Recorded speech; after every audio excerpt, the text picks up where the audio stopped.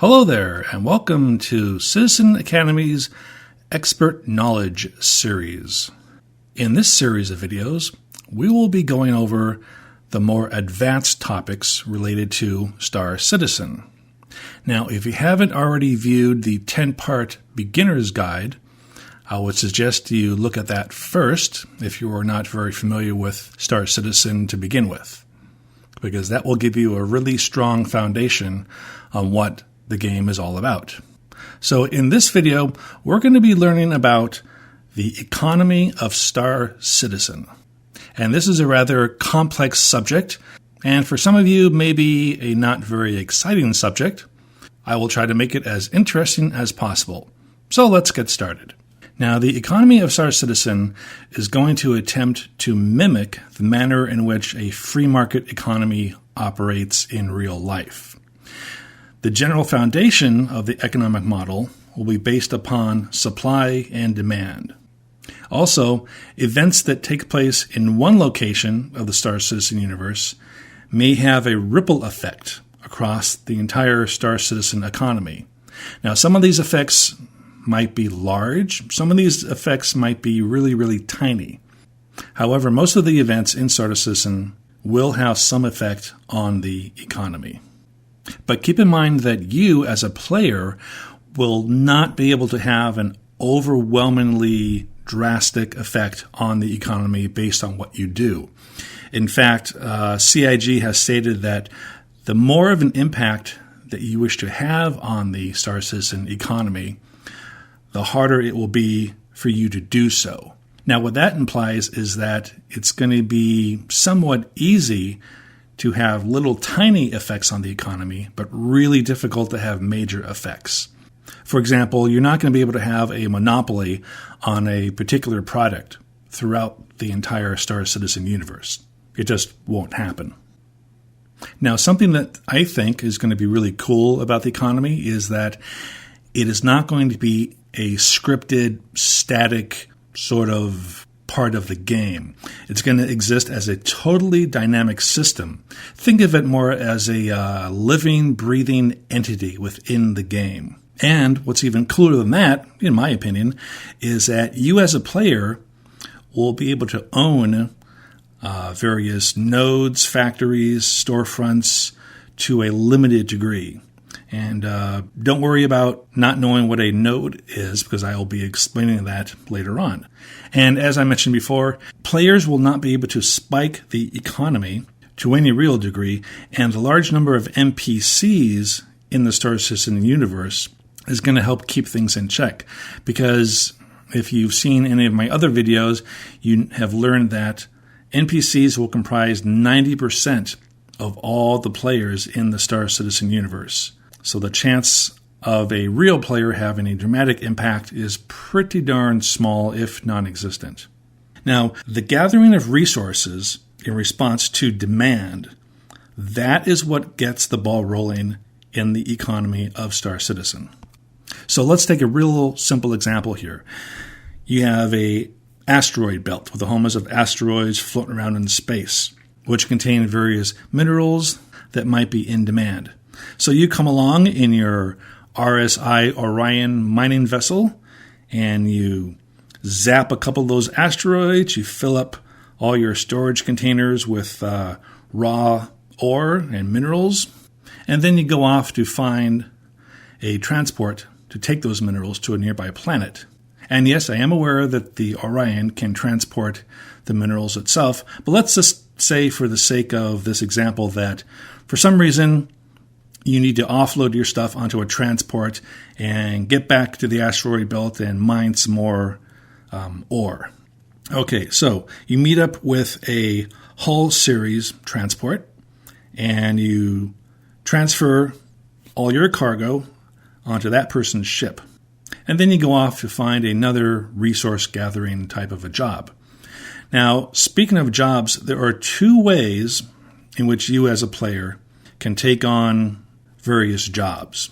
The first way is that you can be a freelance worker. Now, as a freelance worker or a freelance agent, you have a lot of control with the jobs you take. And by that I mean you can decide where you want to go, for that job, when, how much resources you want to gather, and so on. Now, jobs of this nature can be found by interacting with other players or NPC characters, such as in a local bar or tavern, like this, for example. Or the other way you can do it is you can just get inside your ship, go out there into space, and mine your own resources, and then sell them on the open market or on the black market. Now, one thing to keep in mind is, as a freelance agent, in general, you will be getting the largest profits by being a freelance agent, as compared to a contract agent, which we will be discussing next. However, you are assuming 100% of the risk. So let's say you go out and you gather a resource that is in high demand. And by the time you're done gathering that resource, it is not in as much demand as it was when you started. Well, now you may have to sell those resources at a loss. However, on the plus side, if you fail to gather a resource, it's not going to damage your reputation nearly as much as if you were a contracted worker. Speaking of which, let's go over what a contract worker is. So this is your second way of getting jobs. In this situation, you would take jobs posted by various corporations or organizations. And these jobs are mainly posted at your local Trade and Development Division office, also called a TDD. And here's a nice little picture that shows what they look like. Now, as a contract worker, you are paid a fixed amount as agreed upon in your contract. So you are guaranteed to get paid an agreed upon amount. But oftentimes, you're not going to make nearly as much of a profit as you would if you were a freelance agent, because you would be able to sell your resources to the highest bidder, whereas being a contract agent, the price has already been fixed before you even go out to get the stuff. So on the plus side, you are assured of being paid if you fulfill your contract, even if demand for those resources that you gathered is low once you turn them over to whoever hired you. It doesn't matter, they still have to pay you. Also, keep in mind that there might be competition for the same contracts. So when a company, for example, posts a job that they want done, that job opening is going to be available to as many people who want to take on that job. So as I mentioned in one of my previous videos, if you take on the same job contract as another person and you gather half of the resources that corporation wants and the other person gathers the other half, you will only be paid based on the percentage of the contract that you fulfilled. So that is a potential downside to being a contract worker. Another downside is that if you fail to gather a particular resource for a job that you took, this is going to damage your reputation throughout the Star Citizen universe. So if later on you want to take on a job by some other company and they look up your reputation, they're going to see that you're not entirely reliable as far as getting jobs done. So let's continue on with our little scenario. So you have this hull transport full of raw ore from the asteroid belts, and it's going off to some planet far away that has a refinery. Now, this is an example of another job that has been created in the Star Citizen universe. That RSI Orion mining vessel knew that it could not transport its cargo to the planet that needs those resources, so it put out a job opening announcement for a transport to pick up that cargo and take it to that planet for them. And that's where this whole series, Cargo Transport, learned about it and took that job. Now, this spreads out even further because a cargo vessel of this size is a nice, tasty morsel for any pirates that might want to steal that cargo. So the captain of this vessel will put out a job opening saying, hey, I'm so-and-so ship, I'm in this location, I need an escort to this planet so that I do not get attacked by pirates. And here's what I'm going to pay you guys to do it. So some other player and his friends have some ships that can do the job. They take the job, they meet up with this cargo transport, and they go off to that planet. Now, if a player is not available to transport the materials from that Orion mining vessel, an NPC crewed cargo transport would do the job in its place. And the same thing applies to these escorts.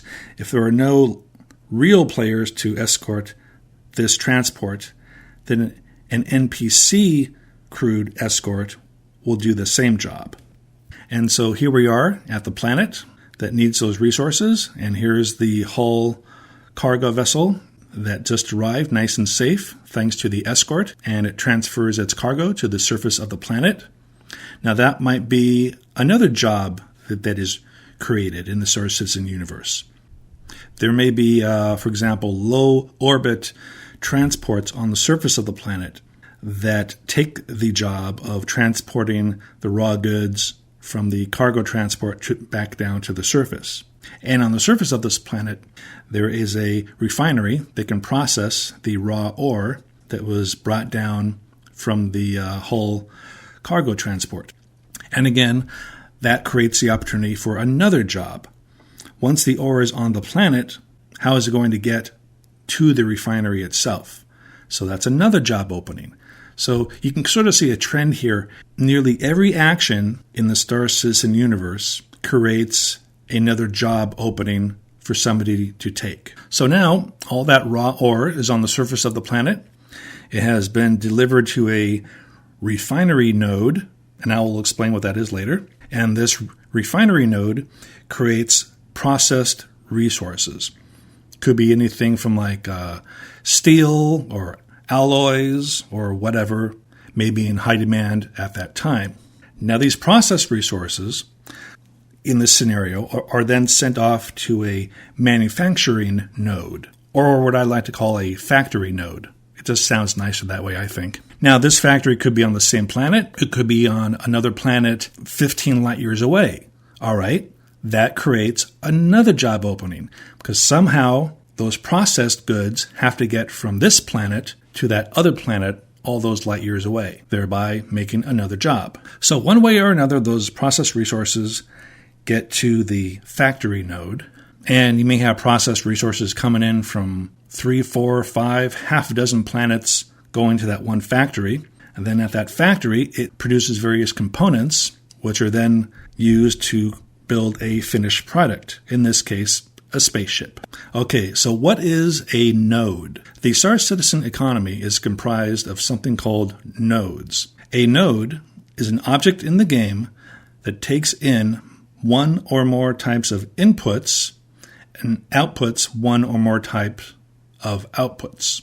And if that sounds a little confusing, it'll all be made clear later. The nodes themselves are run by NPC characters, for the most part. However, players will be able to buy nodes and control their production to a certain extent. Because like I said, you can't form monopolies, you can't corner the market for a certain product, and so on. Now, there are going to be tens of thousands of nodes within the Star Citizen economy. And there are various types of nodes. There are population nodes, like for creating NPC characters. There are raw material nodes, for example, mining the asteroid belts. There are transport nodes, which may be something like ground-based transport on planets. There are refining nodes, for example, turning raw ore into steel or aluminum and whatnot. There are also 3 types of manufacturing nodes, anywhere from creating small components for a spaceship to making entire engines. Then there are assembly nodes for taking all those larger parts and making a ship out of them, for example. There is something called a reseller node, which you can think of as a storefront in a city that sells various goods that you might want. Then there are entertainment nodes. These will be nodes that have casinos in them, or luxury goods, or narcotics, things to keep the population happy. Then there is the repair node, and those are nodes that, for example, affect repairs on your damaged spaceship. There are communication nodes, for example, news broadcast centers throughout the Star Citizen universe that spread the news of what's going on where. There are training nodes, and these are used for training military and security forces for the United Empire of Earth, along with various other security-related tasks. And finally, there is the landing node. And these are areas on a planet where you can land your ship. And when Star Citizen is released, at least at the beginning, there will be defined landing zones on planets. You will not be able to just land your ship any old place you want to land. You have to land in a landing node.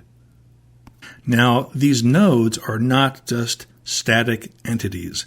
They actually react on the fly to supply and demand. So let's say you have a node that is engaged in mining, and you have all these mining vessels that are acting as inputs for that node. And the output for that node would be the raw ore that comes out of it. And then to complete the cycle, there is the price that the node pays to the mining vessels to continue mining the raw resources. What's important to keep in mind here is that these nodes contain feedback loops. For example, in this situation, let's say a company that runs this mining node puts out a job for people to go out there and gather raw resources for them. If not very many people take that job, the storage in the storage capacity that you see here is going to dwindle as they sell off those raw resources to various refineries on other planets.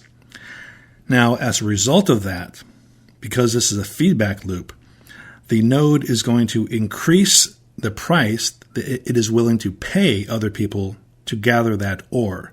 And that will, in theory, rebalance this cycle so that more people come on to mine the ore to meet the demand that other areas have that this node is trying to fulfill. Now, on the opposite side, if the storage capacity of a node is filled to the brim because there are a huge number of people who took on the job to gather resources for that node is going to lower the price it's willing to pay for people to gather those resources, thereby creating a situation where less people will take the job because the pay really stinks and the storage capacity won't be filled up nearly as fast before their storage capacity gets filled up again. So what this all amounts to is each node is a feedback loop that reacts to supply and demand throughout the Star Citizen universe. And this is a very elegant way that CIG is handling the economy. And I think it's going to work out really well. All right, now let's get a bit more complex here and look at the details of how nodes operate. Now, the most fundamental node is what's called a population node. You can think of these as being cities, towns, smaller colonies, that sort of thing. Places where people live. And it wouldn't have to be on a planet. It can be on a space station, for example, as well. Now, a population node needs various inputs. For example, things like water, food, raw materials, clothing, that sort of thing. And it produces workers, in this case, NPC characters. Now, there's also another node that sort of complements the population node, and that is called the entertainment node. And the inputs that this node requires is stuff like contraband, like drugs, for example, various luxuries, gambling casinos, that sort of thing. Like I mentioned before, the sort of things that keep people nice and happy. And the output for this node is morale. So workers take input from the population node based upon things like water, food, raw materials, clothing, and so on. And they also take an input from the entertainment node in the form of morale, which determines whether the workers are happy and productive or they're really pissed off and they're going to go on strike. Now, let's just say, for the sake of this example, that we're going to be working with a mining node, a refining node, and a factory node. Now, these NPC characters work in these various nodes. So that's one input that these three nodes take in. Another node that they take in is various machinery, other machines that gather resources that they need, the machines on the factory floor, and other types of machines. Now, the output of the mining node will be items like raw ore.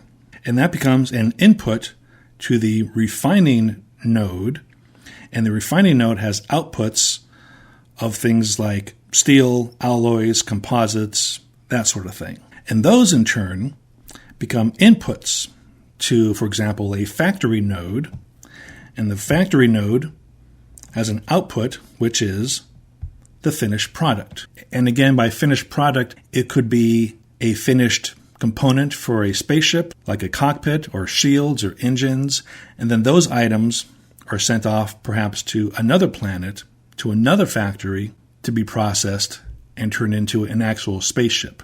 Now, one thing to keep in mind about this diagram is that everywhere on this diagram, there are jobs, and more jobs being churned out for players to engage in. Some of them might be mining the raw materials. Some of them might be transporting goods. Some of them might be acting as an escort, and so on. There are also various prices that are paid for all these jobs, whether you are a freelance worker or a contract worker. Now, speaking of prices, these need to be explained a little bit. Unlike other games out there, products will not have a fixed price within the Star Citizen universe. There is going to be a dynamic pricing system based upon how much of a particular product is available for sale, the extent to which a product is needed, that's the supply-demand thing going on there, the locations where the product is needed, if a far-off colony on the fringes of space needs a particular resource, and it's only available at a planet on the other side of the galaxy, that's going to fetch a pretty handsome price. And also it's based on what players are willing to pay for a particular product. Now, I interpret that to mean that there may be the ability to haggle and negotiate for the best prices. But I haven't read much about that. There isn't much out there as far as how that is going to work inside the game itself. And something else to keep in mind about nodes is that nodes have various, shall we say, scales to them. The smallest scale is called an atomic node. And by atomic, I mean it is a node that can't be broken up into smaller nodes. For example, a refining node is sort of a standalone node, if you want to call it that. Now, taking it one step up higher, you can also have various atomic nodes acting together as one.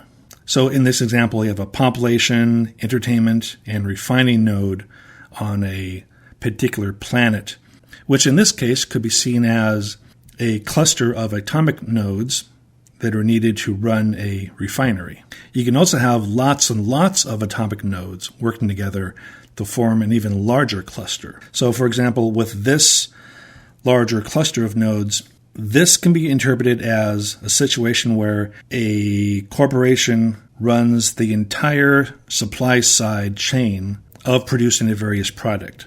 They have direct control over the mining of the resources, the refining of the resources, the turning those resources into various products, sending them to their own factories, and having the finished products built. Now, on a newly established colony, the minimal node structure will be a population node, a landing node, because you need to have ships come in from outer space to supply you with resources, and you need an entertainment node to keep the population happy. Now, further on down the line, as the colony grows, you may have various material type nodes like manufacturing plants and so on, and then reseller nodes. So shops might start to pop up here and there on your newly established colony. So this right here will be an example of a small cluster of nodes on a newly formed colony on a newly discovered planet, which can be illustrated something like this. Now, on the really well-established planets, you may have a situation like this, where you have dozens, if not hundreds, of clusters of nodes all over the surface of a particular planet. And this planet could be producing a wide, huge range of goods. But it's also probably going to have a huge demand for inputs from other areas of the Star Citizen universe. In fact, this entire planet could be thought of as being something called a macro node. And I interpret that to mean a planet whose nodes are engaged in the production of one type of item. For example, you may have a planet that produces spaceships or weapons or other military-based goods amongst all the various clusters of nodes scattered about the surface of the planet. That would be a macro node on a planetary scale. And this takes things up to an even larger scale where you have individual planets acting as nodes that have various inputs and various outputs. So taking it up to the next scale, you have the concept of interplanetary trade dynamics. So let's say you have all these planets here, and they're all producing various goods. They have various inputs they need. They have various outputs that they produce. Let's say this one planet here in the center has a factory that builds a particular spaceship. And on all these other planets, you have various refineries, factories. Some of them make alloys. Some of them make computers or weapons or shields. Another planet over there might make armor. Another refinery over here might make steel. Now, if that planet in the center there is rather limited in the goods that it can produce, it's going to have to rely on other planets to fill its needs. So it might need alloys from this planet over here, or it might need cockpits and armor plating for ships over here on this planet. And what this sets up is a huge network of interplanetary trade lanes of planets exchanging goods back and forth all over the star citizen universe. And this right here that you see, this is just a tiny little example of one network of trade lanes. And then once this planet gets all the inputs that it needs, it manufactures the finished product, which in this case is a cool-looking Mustang ship.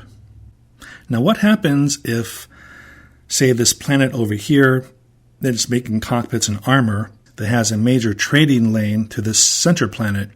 What happens if pirates start to cause trouble with that trade connection right there? Well, now that center planet is going to be low on supply for cockpits and armor. Most likely the price for those products is going to go up.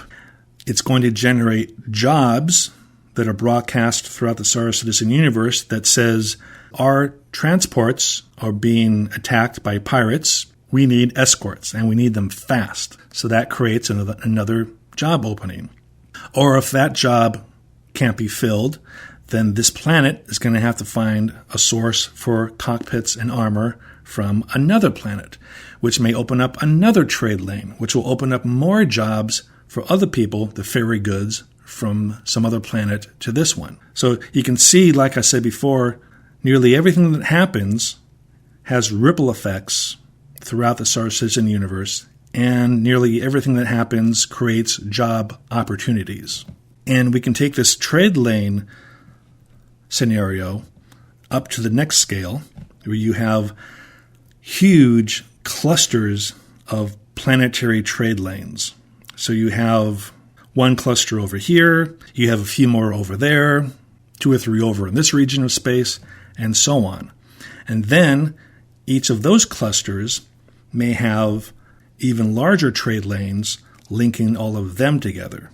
And again, this creates even more jobs for transporting goods, for acting as an escort, for gathering resources, and so on. Now, there is one more topic I wish to discuss before we finish up with this video, and that is the idea of resources. Now, up until now, I've given you guys the impression that the economy all revolves around occupations relating to mining, to refining, and to assembling items in manufacturing plants, factories, that sort of thing. Well, the fact is that resources cover a very wide variety of things and also apply to pretty much every occupation you could possibly take up within the Star Citizen universe. For example, if you choose to be an explorer, the resources you're going to need are items like navigational maps and advanced sensors. Well, those advanced sensors have to come from some kind of a node, like a factory node, for example. And the output that you would produce would be the discovery of new planets, the discovery of ancient artifacts, and so on. If you are a mercenary, the resources you need are conflict, like wars and feuds between corporations, and weapons. And the product that you produce are accomplished missions. If you want to be a bounty hunter, the resources you'll need are advanced tracking equipment and intelligence data. Now, that tracking equipment has to be made somewhere, and the components for those factories have to come from somewhere else, and the raw materials to build those components have to come from a refinery, and the supplies for the refinery have to come from places like other planets and asteroid belts, and so on. And then the output that you produce are captured criminals. If you want to be in salvage, the resources you need are old ships, used parts, and so on, and you produce scrap metal. If you are an information runner, the resources that you need are fast ships and advanced encryption electronics. And again, those items have to be produced in various nodes along the entire supply chain of node clusters on planets, linked together by trade lanes, and so on. And the information you produce is raw data intelligence. And finally, if you want to be a smuggler, you're going to need stealth technology and various markets, in particular black markets. And the outputs you would produce are illicit items like drugs, narcotics, that sort of thing, illegal weapons, and so on. And so we come to the end of this video. I know we've covered a lot of ground, and maybe your eyes glazed over a little bit while looking at this video, but I've tried to make it kind of interesting. I realize that economics is not the most exciting topic to discuss in a Star Citizen video, but keep in mind that the economy in Star Citizen is going to be very, very important for you to know about. You need a firm grasp of how the economy works in order just to get by within the Star Citizen universe. So, there you go, a nice basic understanding of how the Star Citizen economy operates. So if you have anything you want to say about this video, please feel free to leave me a comment. I'm always very active in the comments section of my YouTube channel. And if you really want to show support, please click on that little red subscribe button down below, and that will encourage me to make even more and more really cool videos for you guys. Until next time, this is Citizen Academy, wishing all of you fame and fortune in the verse.